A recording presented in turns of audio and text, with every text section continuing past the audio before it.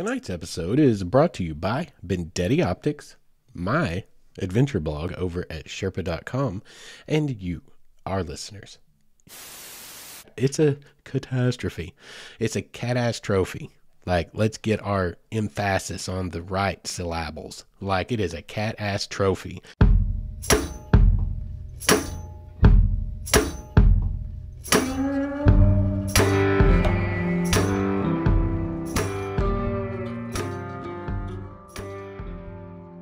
What is up, all of you Wayward souls, and welcome back once again to the Wayward Stories podcast. Wayward Stories is the podcast where we just tell a whole lot of stories. They are broad-ranging. Mostly, it's kind of loosely themed around the idea of self-discovery, finding yourself, but as we discussed in the last episode, maybe there's more value in seeing things as you're actually creating yourself. Honestly, the more I've had a chance to marinate on that and let that really permeate my little brain, I really, really like that, guys. Stop and think about it. Okay, it's another way of wording. What's that old saying?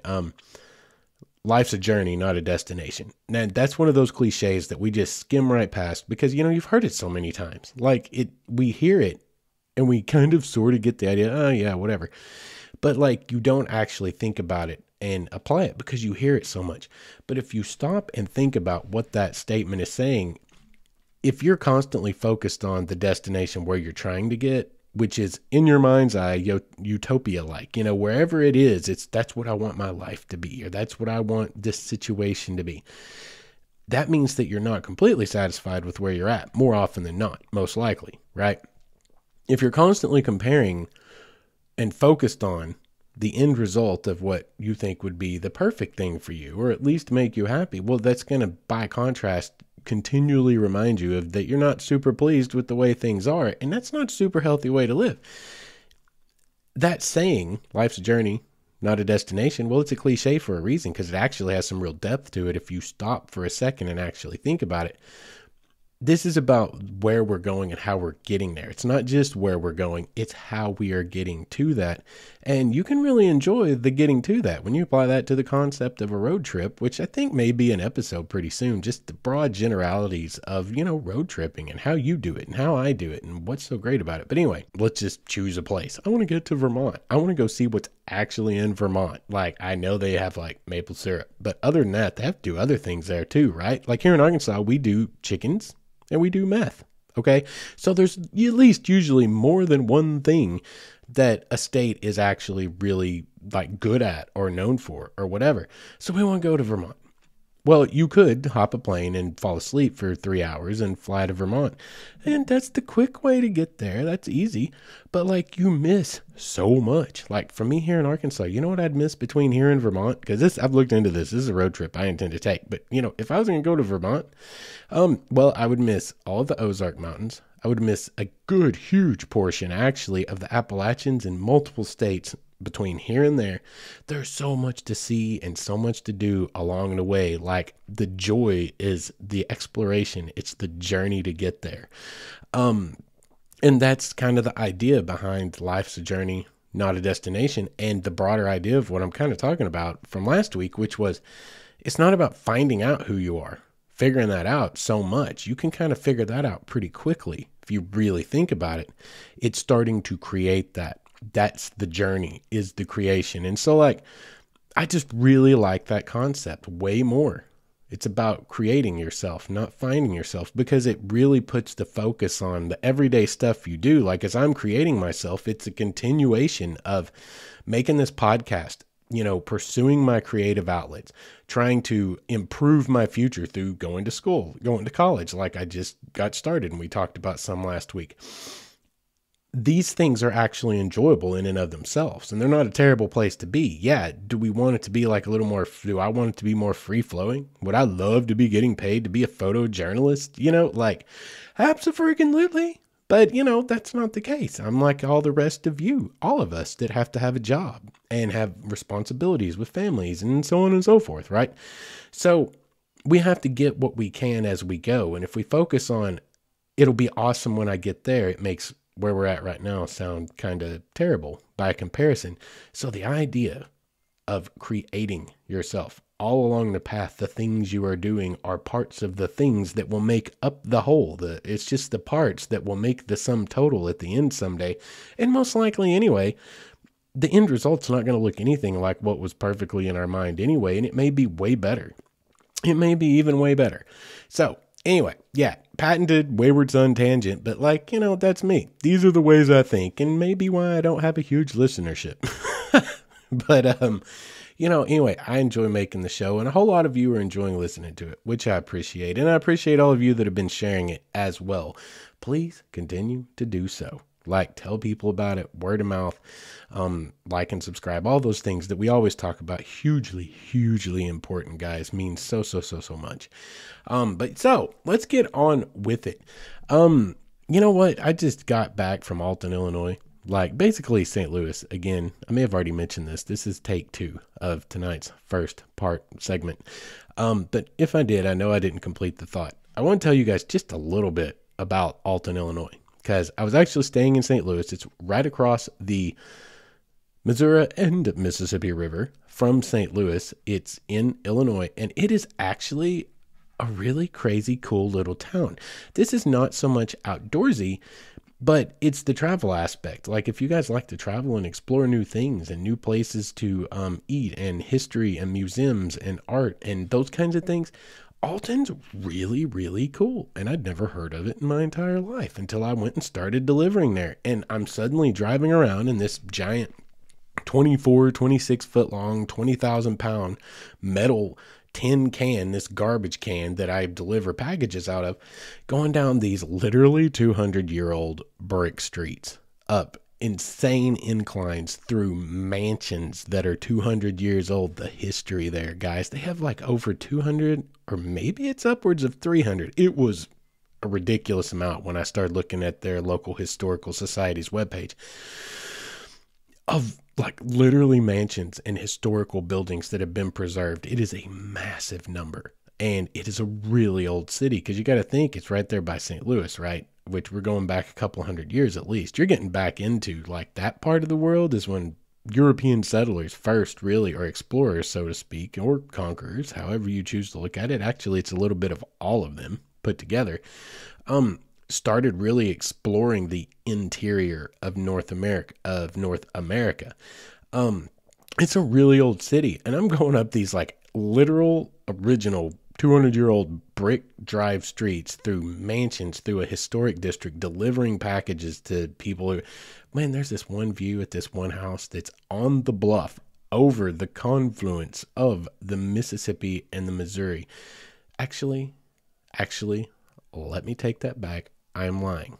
That is not the confluence, but it's overlooking the Mississippi River, and it's amazing, y'all. And there's so many things to do. There's so many places to check out. These really, and also it was a huge stop on the Underground Railroad, has a huge history that's well documented, stuff all over downtown that you can look at, a bunch of old buildings in downtown. Like I had to ride like a 95-year-old elevator, y'all, and I was going to have a heart attack. I was up 7 stories and this thing's creaking and groaning and moaning, and I was like trying to make peace. I was trying to make peace that it's all over with. But it was really cool. They've got a bald eagle viewing site down there by the dam. There's a dam on the river. It's the second one before the end of the lock system on the Mississippi River. And from there down to the Gulf of Mexico, the next one's just a few miles downriver. And from there on, it's free flowing all the way to the Gulf of Mexico. And I went and did their little tour of their site and went up on top of the dam and watched a huge 1,200 foot long barge lock through from right directly above it. Super cool. Just all kinds of interesting little stuff, mostly historically interesting. If you're a history nerd, look into Alton, Illinois, and the next time you're around St. Louis, go spend some time there. I think you'll thoroughly enjoy it. And also, like, again, they've got several pairs of nesting bald eagles right across the river from this dam, and they have a couple of dam viewing sites. It's a whole damn thing, to be completely honest with you guys. Yeah, so let's move on. Let's get into tonight's episode. I wanted to mention Alton. Alton was really, really interesting place to me, and that's where I've spent the last few weeks, and I thought you guys would enjoy hearing about it. But anyway, let's get on. We're going to talk about, if you read the title of the show, which most of you do, this is going to be about some gear stuff. So like we talked about gear before, tonight I'm kind of coming at it from an angle of, how do you choose your gear? How do you choose the gear that you are going to use? That is going to be subjective to each and every single one of us, because we all have multiple interests. We also have multiple required levels of comfort in order to have a good time. And there's nothing wrong with that. Like, guys, I literally know a dude, or I did. It's been a few years since we talked, but he was very proud that he could go out in the woods with nothing but a pocket knife and stay for a week and be totally okay. That's cool, man. But no, thank you. Like, and I know this because I have done similar things. I've never gone out with as little as just a pocket knife, but similar ideas. I've absolutely done that. Because when I got really into bushcraft, I'm a try it and do it kind of guy. It's like, you better, if you're going to talk about it, if you're going to learn about it, you need to go out there and live it. Right. So I've gone out there and done that. The only thing that was really different is, even by the time I was starting to get into bushcraft, I'd already kind of become a hippie. Like, I used to hunt when I was young. I fished my whole life, but I haven't actually taken an animal's life in, God, probably 20 years, 15 or 20 years, because mostly I don't need to. If I needed to, I would. I'm not against hunting. Anyone who's listening to this, I'm not against it. I actually recognize, and for those of you that are against it, just something to consider. We actually need it. That's why the parks and the wildlife service is so important, because where you don't have some kind of population control, you have like 1 million car strikes and insurance rates are through the roof, like far up in the Northeast. That happened somewhere where I forget. I'd have to go back and find all that information. I'm not going to quote it, but it's out there to be found. I'm not against it. I just don't do it anymore because I don't need to. If I needed to, I'd absolutely do whatever I do to feed myself, but I just don't have a need to. I don't need to clean a fish. It stinks. It's gross. I just don't have any reason to do that anymore. So I take food out. But short of that, I've done what this other guy did with his pocket knife, and it's miserable. It was fun once. Like, you're out there building your lean-to, you're doing your bushcraft, you're learning all these little things, but like, it's just not that much fun twice or 3 times. It's really kind of quite miserable. Yeah, you can make some things fairly comfortable, but it's so much hassle. It's so much work. I personally require a little bit more than just a pocket knife to have a good time out there. And that's what this is all about. It's not about proving our backwoods personship. It's not about proving our toughness or endurance. It's about enjoying ourselves. Literally. And whatever it takes for you to enjoy yourself, like, go out there, earn whatever street cred you feel like you need to earn. Like, if you want to go out there and be a influencer or whatever, do whatever you need to, what you want to. But ultimately it comes down to, like, we're just out there trying to enjoy nature, enjoy adventure, enjoy exploration. So that's what tonight's about. It's kind of talking about what kind of gear you need, how you choose your gear, and maybe just through having this little conversation, maybe you can get some ideas. This is how I get ideas. I listen to a lot of outdoors podcasts, some of them that just drive me insane because they're way too political. And I'm like, I'm not here for politics. I'm here to be entertained. But like, I like listening to the stories that they tell, or I like listening to their gear talk, because though it may not be stuff I would ever buy, it might give me ideas, and sometimes it is stuff I end up going and, upgrading a piece of gear with. So that's what tonight's kind of intended to be. How did we get here? Why am I having this conversation with you tonight? Why is that what you're listening to tonight? Well, because I mentioned, last week that I've started classes, college classes, and it's a big time investment, and I already don't have any time, My brain got into, this is just my personality, I got into nesting mode in a way. I started looking at everything, trying to get everything done and taken care of. It's like if you've ever had to have a surgery before, it's like you try to clean the house to spotlessness. You try to make sure you have all kinds of food, or like say you're going to have an oral surgery, some kind of major work done at the dentist.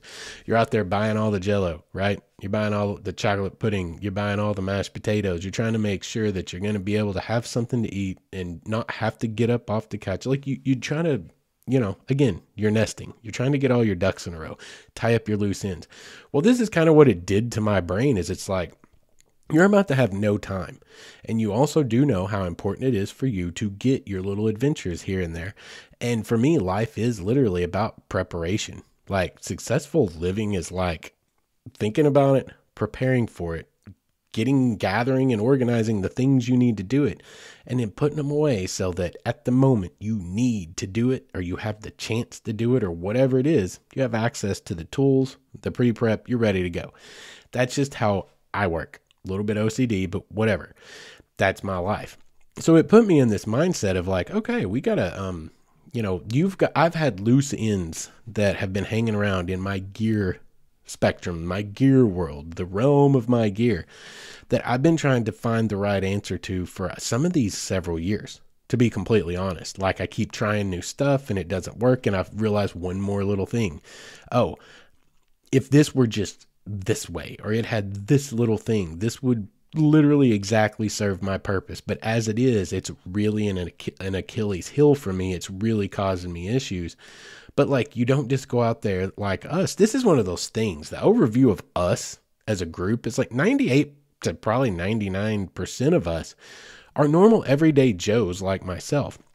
I hope that most of you are. I hope that I'm talking to people who are wanting to start exploring and get out and find themselves and create themselves. I hope that's a big part of my audience. I hope that's who you are, is someone who wants to learn and get out and start doing all of these things. Well, for us, we have jobs, we have lives, we have some of, college, we have all these things. There is a balancing act of need versus want, comfort versus discomfort, and ultimately, usually financial. Like, we can't just afford to do whatever. I don't know where these kids, y'all, like, and I ain't even going to like bag on y'all, because good for you, wherever you got your money, even if mom and dad are giving it to you, because it's got to be coming from somewhere. Like, I'm 41 years old with a damn well paying job these days that I have to suffer to no end for, and I can't afford an $80,000 truck. Like, there's no way I can afford it. So somewhere, that money's coming from, and good on you. I'm not bagging on you kids, but it does make me kind of bang my head against the wall sometimes when I see a 16-year-old driving an $85,000 truck. I'm like, how? But anyway, around it, most of us are not those people who can just be like, oh, you know what? I'm ready to go camping. I'm going to start exploring the world. So I'm going to go spend $380 on a North Face bag or a Kelty bag. I'm going to go buy a $400 ultralight tent. And, we can't. We literally cannot do that, but we still want to go, right? So there's this battle, this balancing act of need versus want, comfort versus discomfort, and of money. Mostly it comes down to money. You only have so much expendable income for the majority of us working class folks, right? We're just trying to make ends meet. But you do need certain gear for one, camp. That's absolutely, you have to have certain things to go camp, right? I mean, you can make it simple. $60 hammock, $60 rain fly, and live the way I have out in the woods for a long, long time. And I enjoy that. But some people don't have that option. Some people, I've heard many times, can't do a hammock because of their back, and it creates issues with their back, and then they can't go hike the trails they wanted to hike. So like, again, it's all subjective to each of us individually. So how do you guys choose what you're going to find? Well, for me, again, it's mostly trial and error, and that's the hard part, is the trial and error. I hate returning stuff. I hate going through all these processes. Sometimes you just throw money away. It was crap. The company actually was out of China and their customer service is garbage, and you literally can't get a reply, and you just threw away $40 or whatever. Sometimes that happens, and it sucks when it does, but you also live and learn, and you take that lesson forward into your next gear purchase or whatever. So what we're going to talk about tonight is, like, I've been in this nesting mode, and there's been 4 main things that have been hanging around on my list of things I can't quite figure out and get right. One of them's backpacks. Another is how to record my adventures, because this project's important to me. It's not necessary. No, it's not, but in a way it is. My articulation of me and what I want to share with the world. This is huge to me. My podcast, my YouTube channel, these things mean the world to me. That I feel like I'm living out a part of my purpose. I'm literally creating myself. This is a huge part of it. And so recording and how I get to share with you guys through photography and actual live video recording of my adventures, that's a big deal to me. And there's literally been an ongoing issue with camera stuff for like the length of the time I've been doing this show and even a little bit before. And we're going to talk about that quite a bit because a lot of you are photographers and you're going to like totally get where I'm coming from. And maybe you guys will get some ideas and maybe you can write in and tell me or go over and visit our Facebook page, which I wish y'all would come join the Facebook group. If you have a Facebook, come join the group and talk in there. Nobody uses it. Literally nothing happens there. It's crickets, and it's not even crickets anymore. They've all died. Like nothing's happening there. You guys come join the group and let's talk. Like I will get on there. I will have conversations with you 100%. One of my favorite things about having this show is connecting with you human people out there. Please go online, go to Facebook, and the group is literally just Wayward Stories. You can't miss it. And there's a super convoluted question on there that I put there because it amuses me. Amuse me with your answer. You can't get that one wrong. You'll recognize it when you see it. Anyway, when it comes to cameras, a lot of you are photographers and you will be able to come and say, hey, I tried this and it worked. I tried that and it didn't work. I know exactly what you're talking about.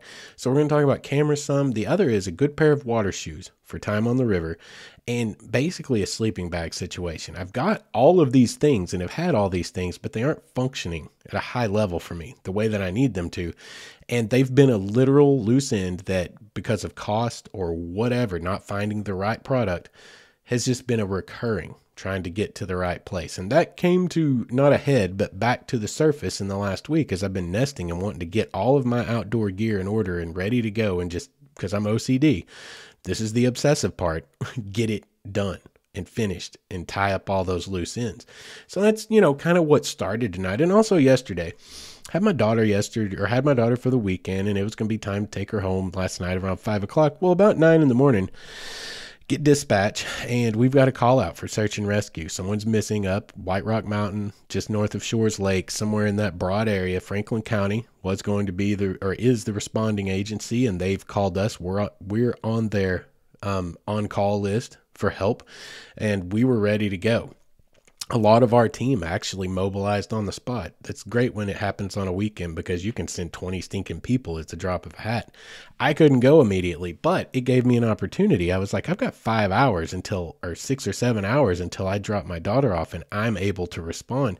So, me and my daughter, we did our thing like we always do, but I went ahead and brought my backpack inside and I used it as a teaching opportunity and learning. She thinks that's the coolest thing ever that I do search and rescue, as any 7-year-old does, I guess. And I try to use that to instill upon her, the importance of giving back, the importance of helping others.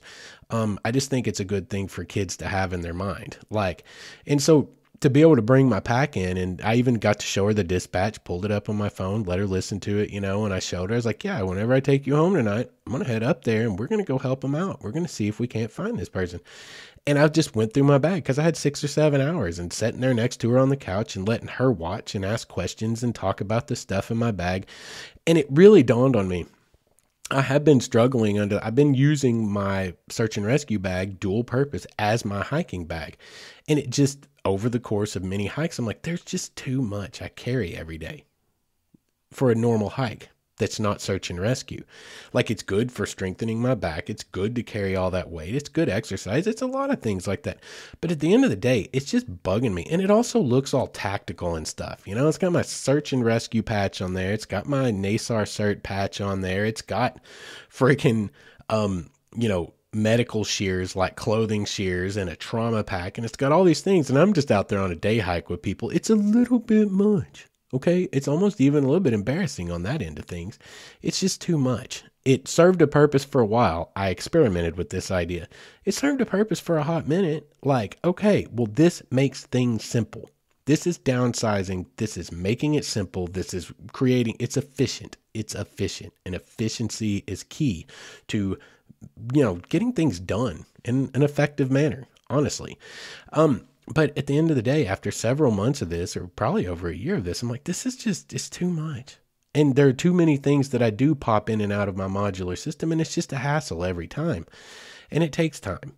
So it's like, why not? You need to get another backpack. You need to get another backpack, one that's specifically for day hiking, but fits your bill of needs.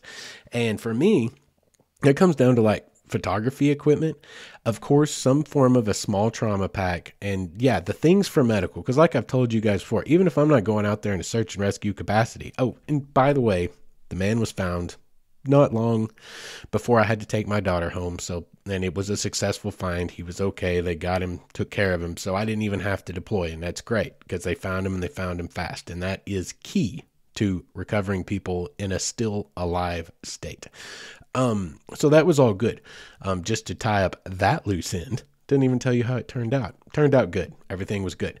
But when I'm going out, even not in a search and rescue capacity, and this should be any of you guys that are volunteers with search and rescue or any kind of first responder, you should absolutely have. I mean, I would say you're remiss in your duties as a human being, honestly, if you don't have a tourniquet and some kind of stop bleed, some kind of Celox or whatever.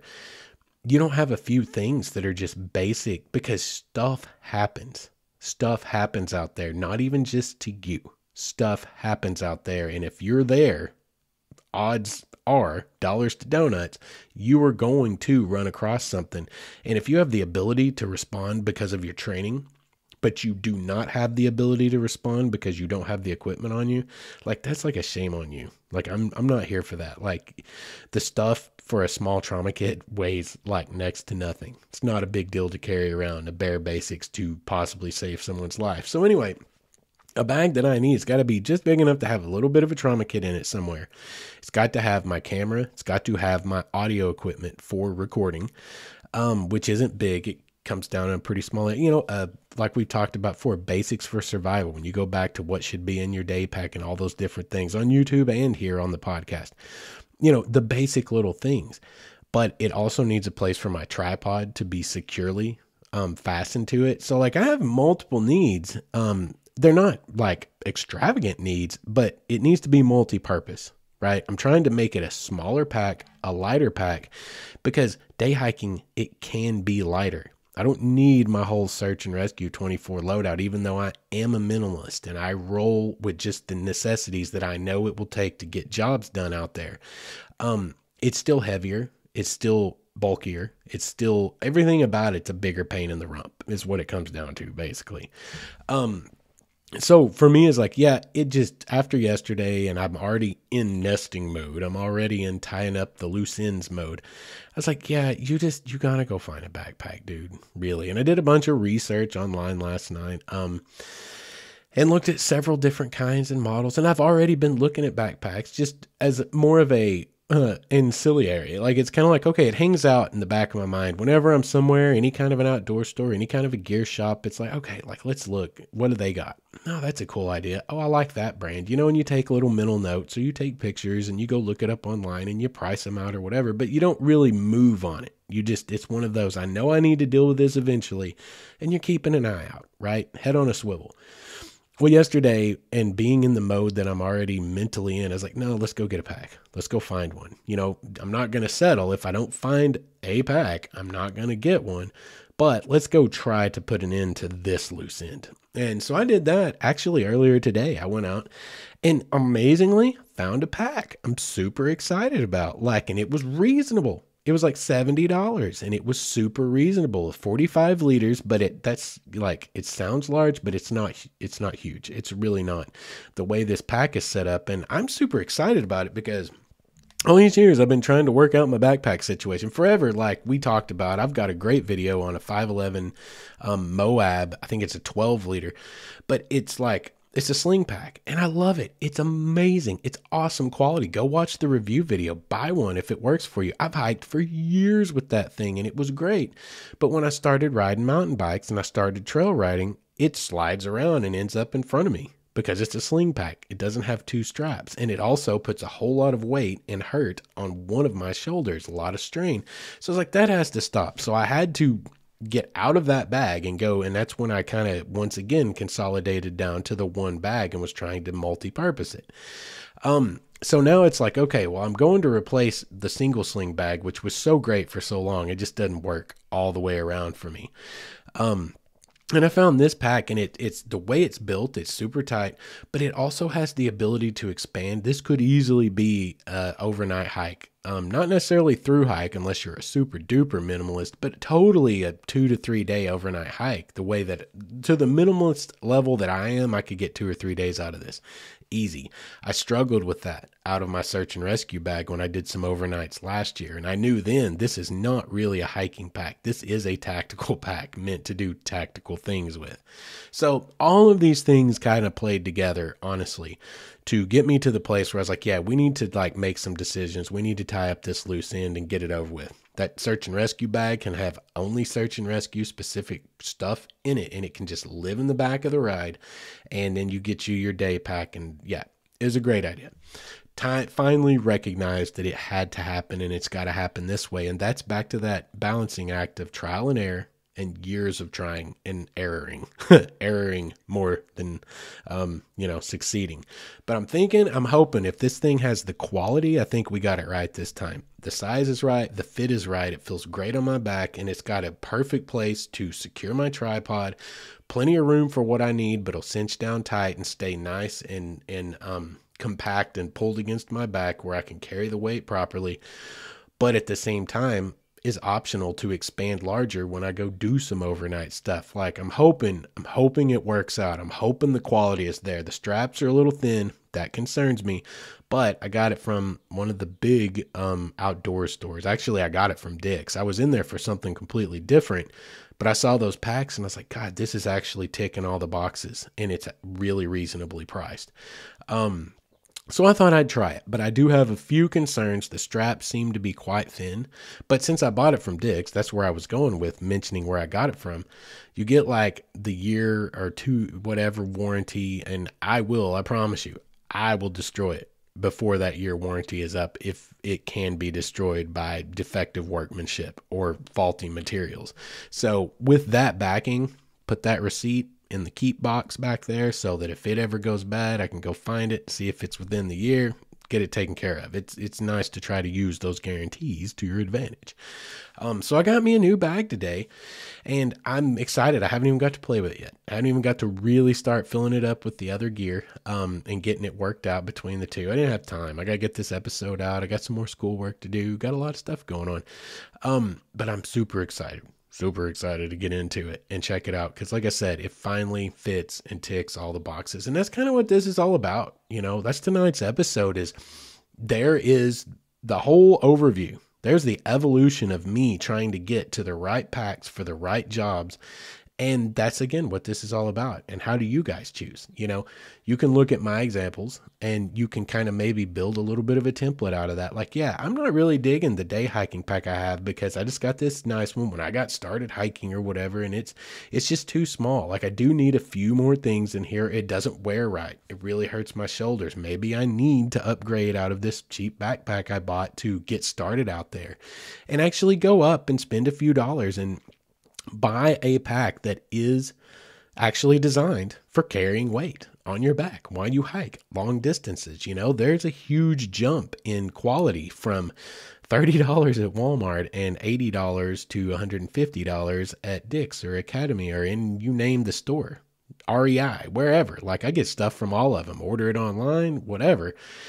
There's a huge jump in the quality and things like that. And the biggest part for hiking packs especially is how it carries on your body, because that can make or break a hike. That can ruin your day if you don't get one that fits you well and fits your body size and shape, and you actually get adjusted by the straps to the proper way, because it's supposed to actually carry all the weight as much as it can be on your hips. That's a big part of it. And that chest strap pulling in tight puts more of the weight across the breadth of your back as opposed to just centered and really coming down on your shoulders so hard. So like, it's worth spending the extra dollars. But once you start getting into that range, that's where I get into trouble. It's like, I know I can't do the cheap crap because I know that it's garbage through too many life experiences and being poor my whole life. But finding the middle ground of the upper mid-level stuff, I typically am not going to buy a name just because it's a name. But I will if that's the best. If I think it is the best and everything backs that up, and life experience or whatever, user testimony of someone I personally know and I trust, if it backs it up, I may buy the best. I may spend the big name money if I think that's the right thing for my purpose. If I think that's the right tool for my job that I need to get accomplished. But typically, most of my gear is mid-range stuff, because mid-range stuff is usually people using the same kind of materials and processes and everything else as big names. It's kind of funny because we got a new sponsor tonight. It's going to be in this episode, and I did not plan this way. I swear to God, if I'm lying, I'm dying. I did not plan this way. But right now, I'm going through the points of why I actually chose to use these guys for sponsorship, because they're literally a mid-range brand that, I don't know, like, they're making the stuff just as good, just as well, looks just as great, but for a reasonable price. That you're not so like that you're afraid to go tear it up. You know what I mean? You just heard the whole ad. Honestly, basically, you just don't know what it's about yet. It's coming right at you here in just actually a minute or two. We're to the break section, but did not plan that. But it actually, that's why I have them sponsoring, is because that's my MO. That's my modus operandi. When I go out, I want gear that actually does the job, but I want to get it at a reasonable price because I need to get it at a reasonable price. Because if I can't, I probably can't have it, if that makes sense. So that's where I get into trouble, is finding that upper mid-range stuff that is not paying for a name, but still is really, really good stuff. I'm hoping this backpack that I got today, I'm hoping that it's going to serve that purpose. Only time will tell if it's going to hold up to abuse. But everything else, it ticked all of the boxes, and I'm super excited about that. Well, as I just mentioned, we're getting on to break time, so let's go to our ad break, and then we'll come back and let's talk camera stuff. Any of you guys that are photographers, hang around, because we're going to talk all kinds of stuff, like the technical aspects of what I'm trying to do and what I want to do, and then we're going to get into the philosophy of it too. Like, we're just going to talk about that some tonight, because it does pertain. This is about how and what you buy and for what. And camera stuff, there's just this whole thing going on that I've been struggling with for a few years now. So I think that might be interesting to listen to, and I would love to hear y'all's thoughts on it. So hang around about a couple minutes till after the break, and we'll get right into the camera talk when we come back. What is up, all of you Wayward Souls? I want to tell you guys about our newest sponsor, Vendetti Optics, a brand based right here in the good old US of A, Portland, Oregon, to be exact. And I bought my first pair of Vendetti sunglasses about 1.5 years ago and fell in love with them, so much so that I got online and ordered a couple of more pair. And when I did, there was a small shipping snafu, an order fulfillment snafu, and I got on the phone, gave them a call, and guess what? I get a call back from who? One of the big men themselves, right there in Portland, from the top of the chain. Have a great conversation, and we end up starting this great relationship we have. They more than made right the little snafu that occurred, and I am now a huge proponent of them because I can tell you from personal experience, they are good people, and they're trying to compete with the big boys out there, coming in at a price point of about $40, but using the exact same frame material, TR90, and the same polarization process as the big guys. As it turns out, something I think we are already probably knew in our hearts, when you buy big name sunglasses, you're buying a big name, not necessarily any more quality than you can get somewhere else, like at Vendetti Optics. They have 29 different styles. They have multiple polarization options for whatever climate you happen to live in. And they back it up with like this lifetime guarantee that if your dog eats your sunglasses, it doesn't matter how you break them, send it back in with a check to cover shipping and handling, and you're golden. You got a new pair on the way. These guys are truly trying to do it right, and they have this philosophy that a really good pair of sunglasses should not cost you so much that you are afraid to wear them. And I think all of us outdoorsmen can relate to that. So if you guys, like me, are very practical and like to get more bang for your buck and wear some great looking sunglasses, check out VendettiOptics.com. That's BENDETTI optics.com, or you can go over to Instagram /VendettiOptics. And that I highly suggest, whether you buy a pair or not, just to check out the cutest pupper you will ever see modeling sunglasses. Once again, that's VendettiOptics.com, and make sure and let them know Wayward Stories sent you. And welcome back. Thank you guys for sticking around, as always, through the sponsor breaks. You hear that? Like, I did not even mean, I swear to goodness, I didn't plan that out that way. But, I mean, it makes sense. It stands to reason that that kind of coincidence could happen because that's, again, my MO. That's how I operate. I want stuff that does the job. I want good quality stuff, but I can't afford to pay out the nose for it. So it makes sense how that happened, but I swear, just a coincidence. Did not plan that. So let's get on to talking about the camera quandary that I've been facing and see if any of you guys have any ideas. Quick note, I don't know if you can hear that. It literally just started pouring rain. I'm here for it, but if you hear it, you might hear that in the background. I'm here for it. I love a rainy night. Oh, hey. That's right. I love a rainy night. Yeah. Oh, yeah. Anyway, moving on, because if I break out into song, I'm going to lose all y'all really fast. So my camera quandary. Well, let's start with the moving photography. Let's just pick one and go.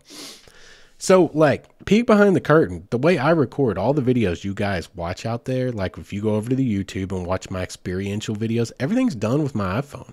Straight, I mean, bigger peek behind the camera. I'm talking to my iPhone right now, y'all. This is what I'm recording on. See, I find ways to get stuff done that I can afford and that are as efficient as possible. I thought, okay, I went through forever starting this podcast. Like, we'll talk about this for a minute. Again, give you guys a look behind the scenes of what kind of goes on.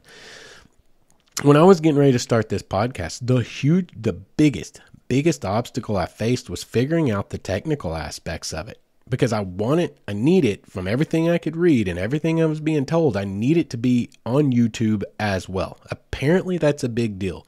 And apparently the just audio only version on YouTube that any podcast host and platform will actually generate for you and just put your logo on the screen doesn't perform well. I mean, I don't know why anyone would want to look at some of the people that I listen to for an hour, but apparently they do. And I mean, honestly, I didn't believe that it would be that way, but I was wrong. Y'all actually get a lot of views on the YouTube version of my podcast, like quite a few. It kind of surprises me, but apparently a lot of people use YouTube to listen to their different kinds of online content.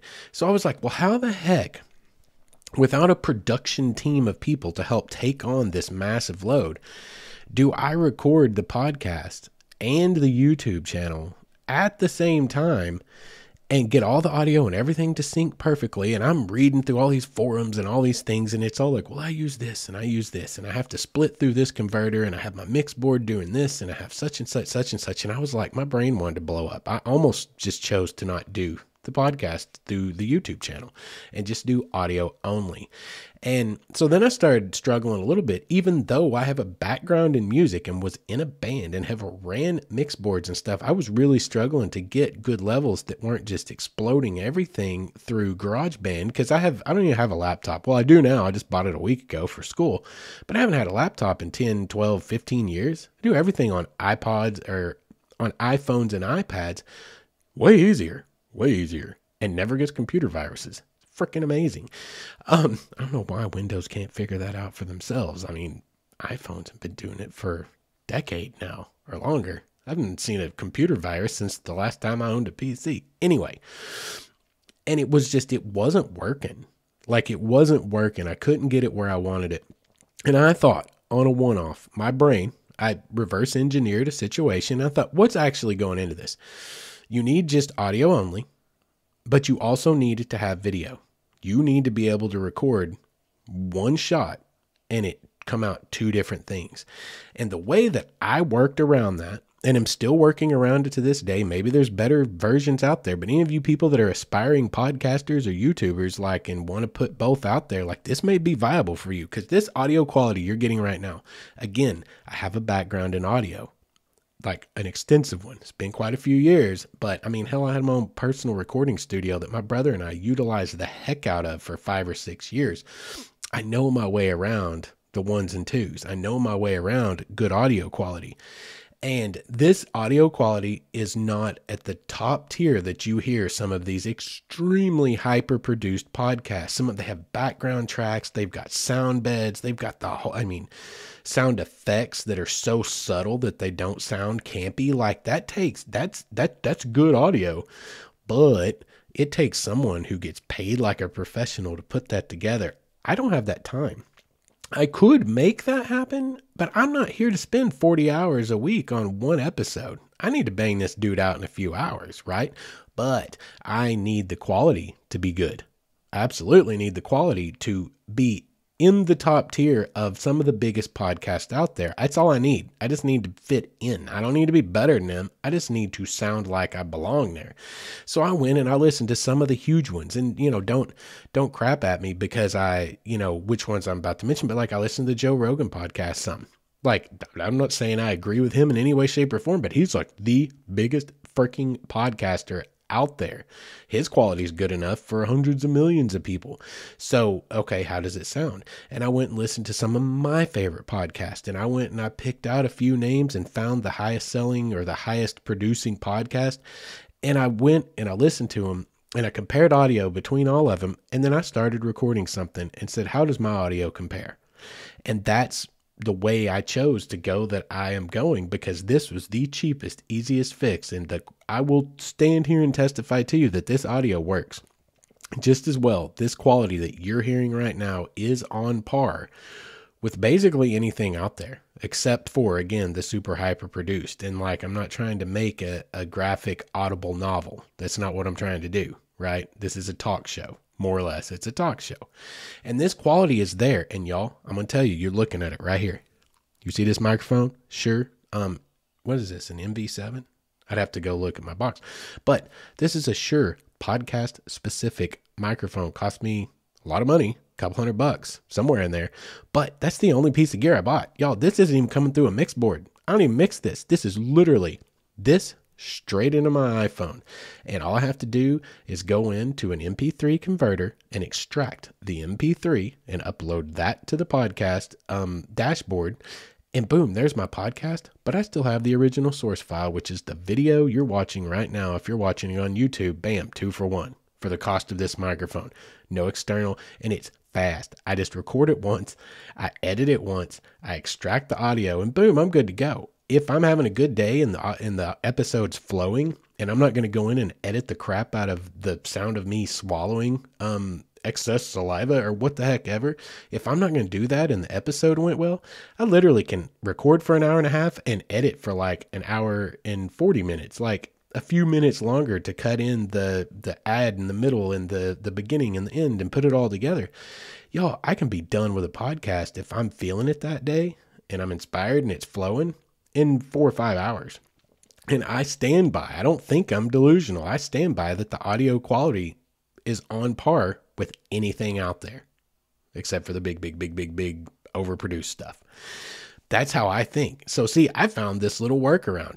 Literally, buy a good microphone, this Shure MV7, and plug it straight into the iPhone, and it just happened to work. I was like, I'm going to try this and see how bad the quality is, or if it's even reasonable. I got to start somewhere and listen to it. And I was like, holy crap. On my output in the MP3, just crank it up a little bit. And boom, there you go. Anyway, y'all, I just spent 6 or 7 minutes actually talking about podcasting, and I did not mean to do that. I'm sorry. I hope I didn't lose you. Let's talk about the stuff you're going to care about. But for any of you aspiring podcasters, there's a little idea of how you can get around some of the hurdles that seem to stand in your way. I did not hear or find anyone that did what I'm doing. This literally I came up with organically out of necessity, and it just so happened to freaking work. Anyway, sorry about that. Let's move on. Let's get into the camera stuff. That was camera stuff, but let's talk about where I intended to go with it, which is all of the video I take out there, it's done on this iPhone in 4K, and it's great looking video. Most people can't tell the difference, honestly. Like, it's good quality video. The problem is, even though the iPhones after whatever model where they're all waterproof, they're super water resistant, like you still don't want to drop your phone in the water and lose it because your whole life lives in that phone, does it not? Like it's a catastrophe. It's a catastrophe. Like, let's get our emphasis on the right syllables. Like, it is a cat-ass trophy when, God, I'm so sorry, when you lose your phone or destroy it. So you don't want to do that. So, like, I've missed so much good footage out there, guys, on a lot of the whitewater I've done. But I didn't have a GoPro because I don't have $350 frickin' dollars for a GoPro to be on my little passion project, my little YouTube channel that doesn't make me any money yet. I think in another year or two, we may actually hit monetization standards of 1,000 subscribers to the YouTube channel. We go about 35 a month we pick up. It's slow going because I don't advertise, because something else I don't have is $3,500 to advertise for a single episode of the show. Like, it's all organic. This is hustling. This is me hustling, but mostly just trying to share myself. So I can't afford a GoPro. Much as I want one, can't afford one.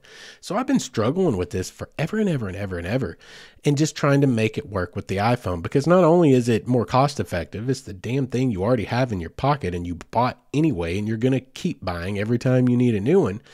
It makes really great video. The only thing it doesn't do well is great audio, and it's not super safe to use. You're not going to strap it onto the nose of your kayak, with some kind of crazy holder and hope that it survives. You're not going to do that. So I've missed a lot of good stuff that I really wanted over time because of that. And I have constant audio issues, constantly. Like, this has been a battle. I've had 3 different styles of microphone, external microphone, that work with a iPhone. I cannot have it be wired. I literally cannot have it tethered to my body. It has to be a wireless setup. So I had like a shotgun style mic, and it was actually a Shure mic, and it was a Rode, and it was a pretty good mic, but you have to plug it into the power port. And I actually lost it somewhere on top of Mount Sherman in Colorado, a year and a half ago. If you go back and listen to the Exploring Central Colorado episode, in that episode, when I talk about going up to the top of Mount Sherman, up over or right at 13,000 feet, somewhere up there, that microphone is still there. Leave no trace. I get it. It was an accident. I don't know where it disappeared. I promise you, I wouldn't just drop and discard a $130 microphone for no reason. That was pretty functional, but it was wonky as heck. Like, trying to keep that mic plugged into your power port and put it in every time you need it, pain in the butt. On top of that, I came back and I got a Movo Edge 2, I believe, lapel mic. It worked great for a while until the plastic case broke and I couldn't keep the batteries in, and I called, and their customer service was absolutely great. I mean, they actually sent me a whole new unit. Like, it was awesome. But I get the whole new unit, and now it won't record half the time. Like, and you have to have this stupid little adapter that plugs into the power port to send. You have a send unit, you have a receive unit, and you have to put that send unit into your phone, and it stands out from your phone out of the case, and it falls out, and you have to keep it in your pocket, and you have to put it in every time, and that creates latency issues if you put it in at the wrong time, da-da-da-da-da-da-da. And it turns out that, like, because in my brain, I was like, why can't I just wear a headset? Like, just like I use at work every day, which works great, but just have a really good microphone on it. You can't find something like that out there on the market. And I didn't do a ton of research, but I got far enough to reach a point where I felt like the answer to this is probably latency issues with Bluetooth recording. That's probably why my idea of why can't I just have a headset like I already have that has a good lav mic attached to it instead of the cheap one that comes on a $40 headset. Why isn't someone making that? Because so many people are vlogging and YouTubing and et cetera, et cetera. Why does that not exist? I think it's a latency issue as best I can tell. And there's like apparently no workaround for that. So that sucks, right? So that's been a constant issue. So now I'm reaching the point like, yeah, Justin, okay, you've been inhibited long enough. You've got enough people following you. This is an important enough thing to you. You need to look at a GoPro. So I am starting to look at GoPros, and oh my God, my head wants to explode. There's so many things in the GoPro realm, from, whatever model to whatever model. And it's like comparing oranges to oranges. It's like, well, this one has 0.001 megahertz, blah, blah, blah. And this one has 0.002 megahertz. So it's so much better. Like, no, it's probably not. It's 0.001% better. But is that something the average person's going to hear or see? Like, most likely not. It's literally fractions of nothings, because the end result is like the same for either one. To accomplish the purpose you want it to. And that's where my brain's getting messed up on these GoPros, is like, is one actually got more things that I need it to do available? Is there something like that?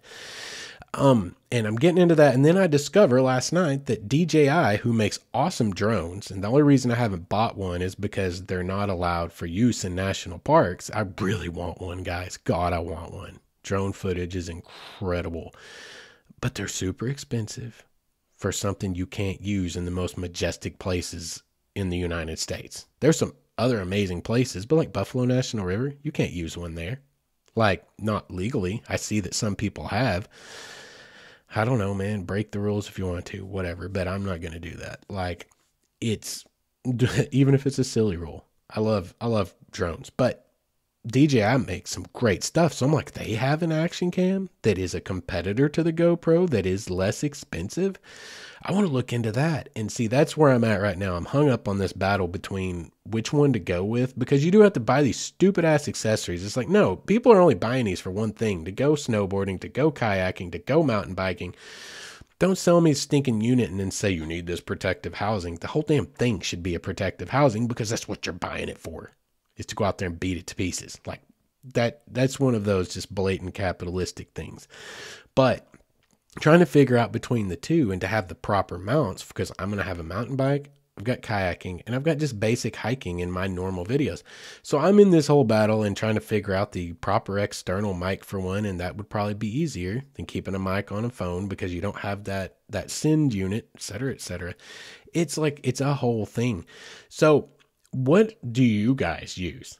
Do you guys use any of the GoPros? Like, what are you using? You just heard my whole battle. That's one of the main things right now that is a remaining loose end that I'm hung up on and is kicking my tail all over the place, is because I need to put an end to it. Like, the onboard quality of an iPhone is just as bad as the onboard quality of the microphone on a GoPro, from what I understand. So I'm going to have an aftermarket mic, but I don't have to have that send unit. Like, what do you guys use? Anything? What do you use? Like, because I need decent audio, especially when it's windy. You got to have a wind muff. Like, you literally have to have a windbreak, because you just can't even use the audio a lot of times. You got to find creative ways around it, and that just throws the whole flow of everything off. So are any of you guys using GoPros, or are you using the DJI version? I think it's like the Osmos or something like that. But anyway, are you guys using any of that, and how do you get around it? Like, this is a battle I've been dealing with forever on these stupid cameras, and that's kind of the big hang up that I have, is between all of that. The iPhone's efficient. You already have it in your pocket. It's done the job well enough forever, but it's just not, it's also not safe for the phone. Everything about it is a little bit wonky, and I've just decided it's time to go standalone, a dedicated camera specifically dedicated for adventures that can do all the things I need it to do. So I'm taking feedback. Like, I don't have any answers for y'all at the moment, just where my mind's at on it, what my thought processes have been, or processes. And like, I would love to hear from you guys if you have any insight on it whatsoever. mywaywardstory@gmail.com, or go join the Facebook group. Find me anywhere you can find me.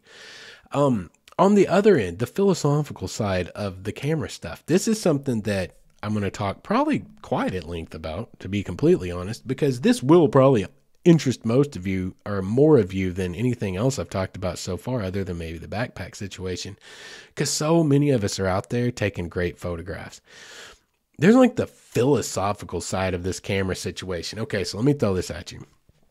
I have a camera, like now I've got close to $1,000 Canon standalone, a high upper end of the mid-range. It's not a professional camera. It is a prosumer, but it's at the upper end of the prosumer. It's just under becoming professional. It's like $1,000, and then it jumps to like $2,500. Just the very top, very close to the top tier of mid-range stuff.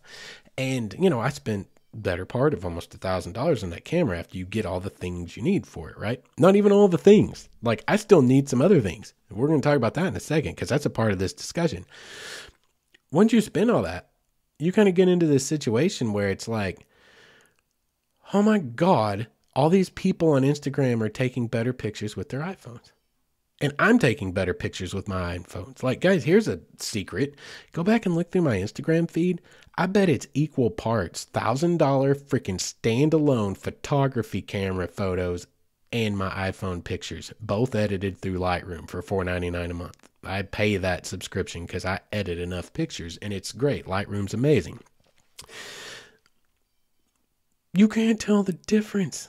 And people tend to like the iPhone pictures better than the photography pictures. And y'all, again, I'm this creative person who's got the background in a lot of this stuff. I was in photography. I was in film. I understand f-stops and all the crap. I get it. And I can't make this $1,000 camera take pictures that are as dynamic in range and as good looking as the stupid iPhone pictures I can take with my iPhone that I already have in my pocket. But like, I have this internal battle that it's like, but like, there's an art to this, Justin. There's technical skill to this. You have to learn about f-stops and all these things, and you go out there and you get the picture and you frame it and you take it and you get it just right, and bam, you got a winner. You take 200 pictures and you get that one that's the winner, and you've accomplished something. Like, damn, look at that picture. I made that happen. I used my brain. I used my eye for the shot. I got it done.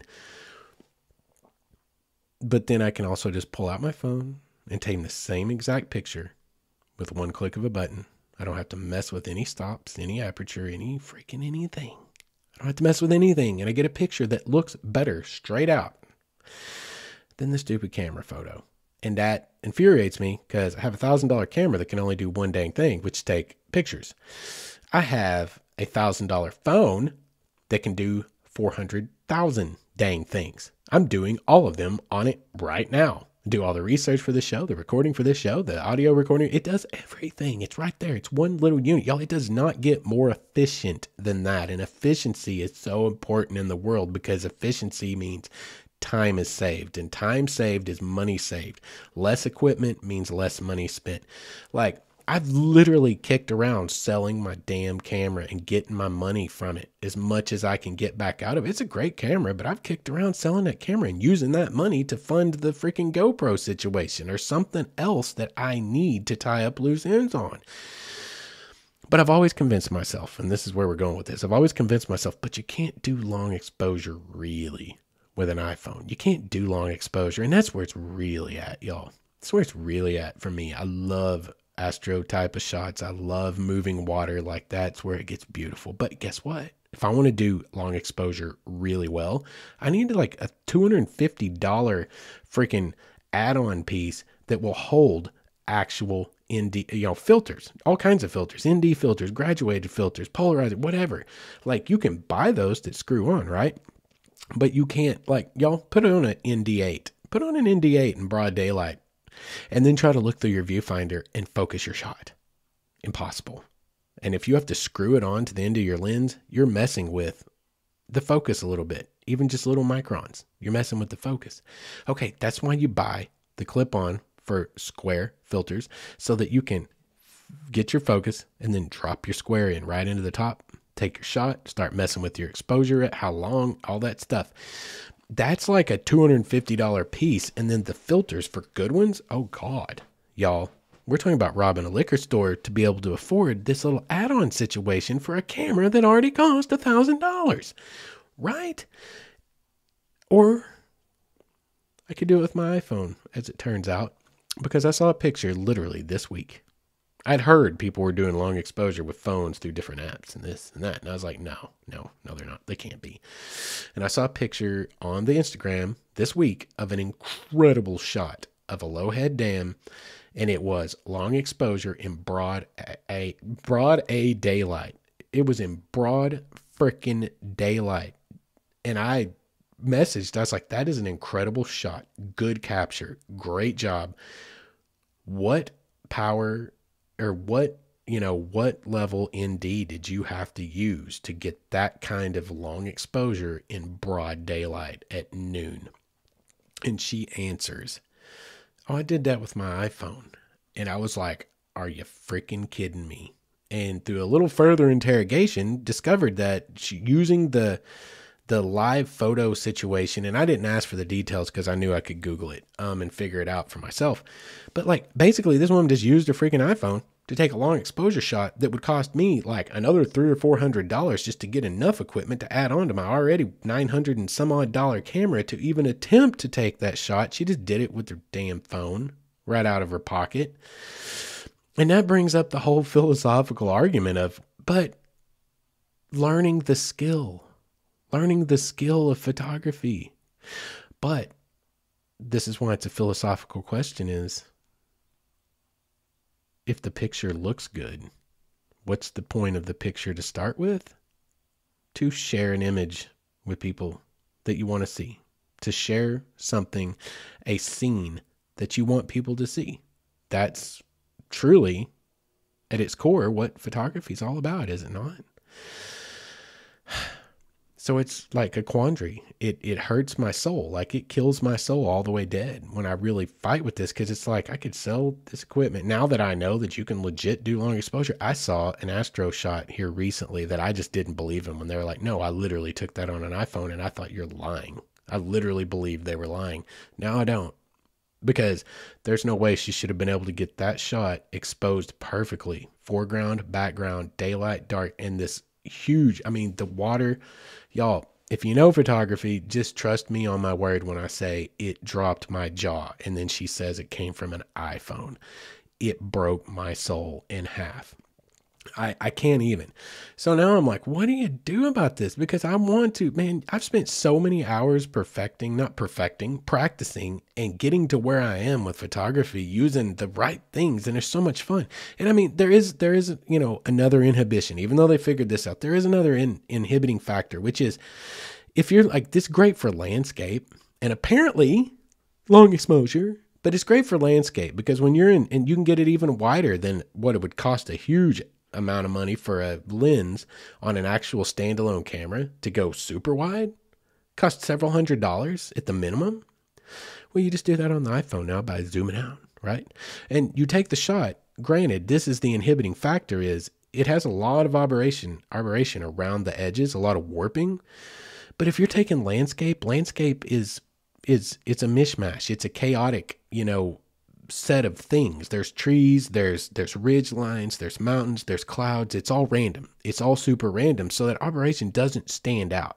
Like, you can go in and look for it and find it, but it doesn't stand out unless you're taking like buildings or something like that. So that's one of the inhibiting factors. It's great for landscape and I guess apparently, long exposure photography, but that's kind of like it. Because you can't, or portraits, you can do good portraits. Portrait mode is great and takes better pictures.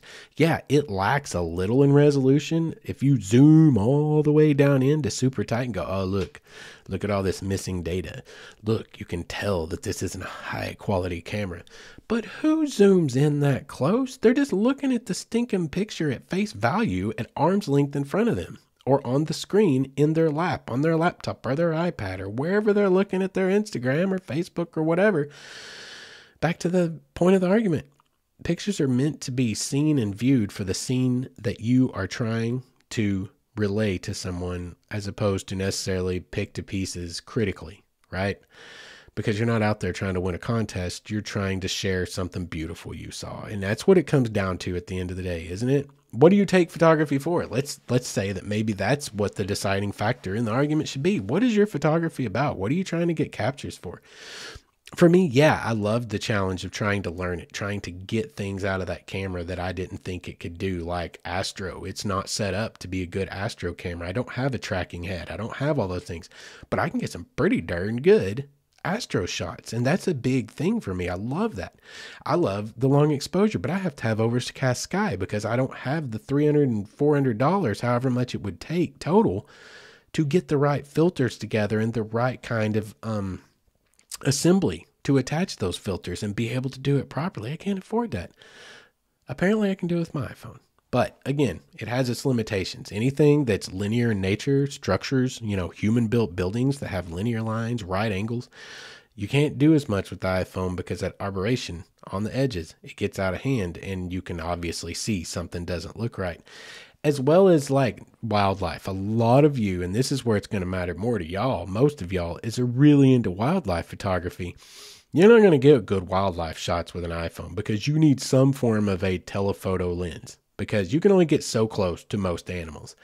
You can zoom in with your iPhone, but then when you're taking the picture zoomed in, all that missing data becomes very apparent. You cannot get crisp shots at a distance when you have to zoom in with your phone camera or Android, either one. I keep saying iPhone because that's what I own, but Android's the same dang thing.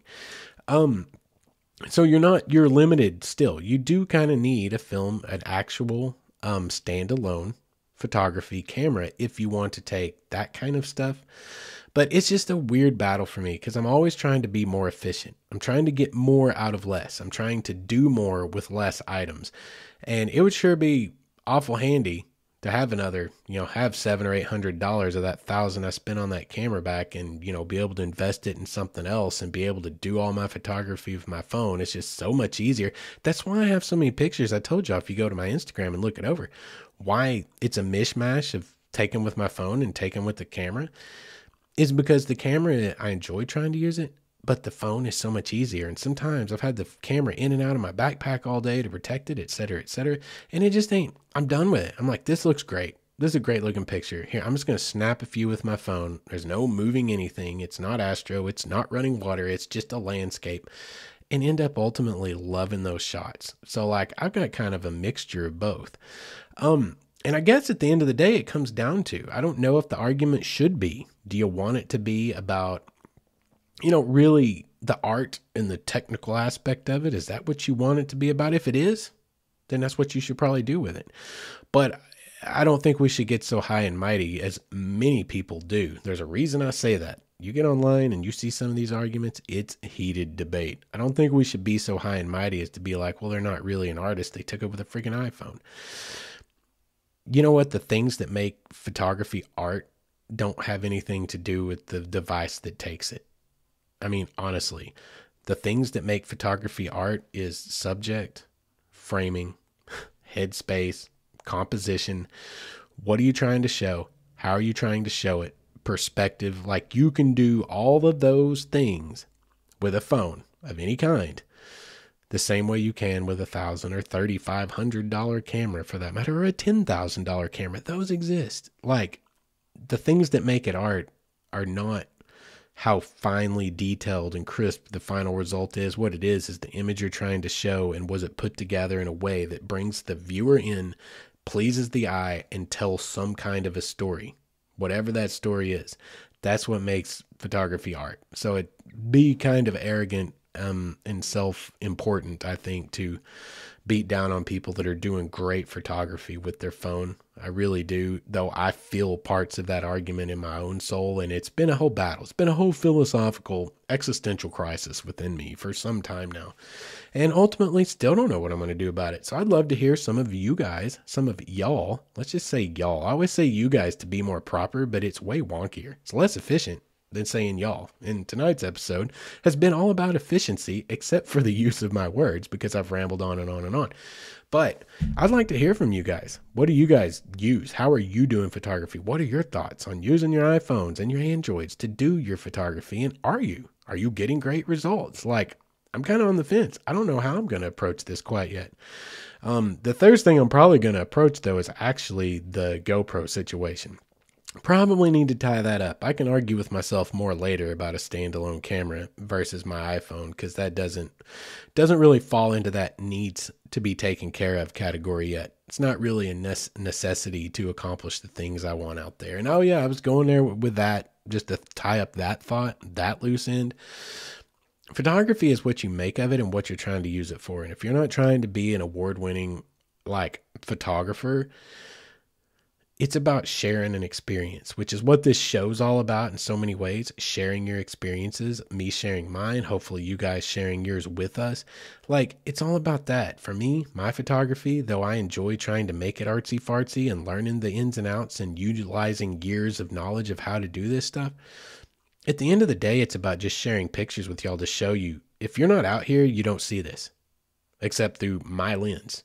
And it's not the same. It's not the same as seeing it in person. And that's what this show is ultimately all about, is trying to encourage all of you to get out there and live your lives, live the experiences. And me putting those pictures out, the whole goal, and the videos, all of it, the whole goal is just to hopefully encourage you, inspire you in some ways, but encourage you, prompt you to get out. It's not a guarantee that you're going to see an amazing sunset every night that you go out, but you have to be there when that sunset is happening, or you'll never get that picture. You'll never get that. And forget the picture. You'll never get the experience of sitting there and enjoying that sunset in person if you don't get out and do it. So I think the argument really comes down to, what's your photography for? And, shake off Shake it off, as Taylor said. Forget about the haters, because the haters are going to hate. Hate. Like, just do you. Go out there and do you. And if it works for you to take your photography, take your pictures on your camera, your iPhone, your Android, man, go for it. Because at the end of the day, it's just about sharing the experience with the people you care about and whatever it is you want to tell the world. This ran on. Gosh, we're well over an hour. We got a full episode, and I don't know that we even stayed on much subject of outdoorsy type of stuff, though it's kind of where it was intended to go. I do apologize, but hey, it flowed relatively smoothly on my end, so we're going to call it an episode, and maybe we'll get a second episode out of this same concept down the road, because I still didn't even get to talk about the sleeping bag or the water shoe situation. Like, those were on there as possibles in case I didn't ramble too long, but I should have known me. I did. So we're going to call this an entire episode. I appreciate you guys for sticking around for the duration of this rambler. I encourage you to get in touch with us. Again, go to Facebook. Find our page, Wayward Stories. Join our page and let's have some conversations. Go to the website for anything you need to find, www.waywardstories.com. If you want to write to me directly, mywaywardstory@gmail.com. Again, I appreciate you guys. Please like and subscribe so much. Those of you who have already done that, I appreciate it so much. Like, subscribe, share. And other than that, man, I don't have anything. Again, just thanks for hanging around for this full rambler, and I will catch you guys in the next episode. Until we meet again, you guys be good to each other.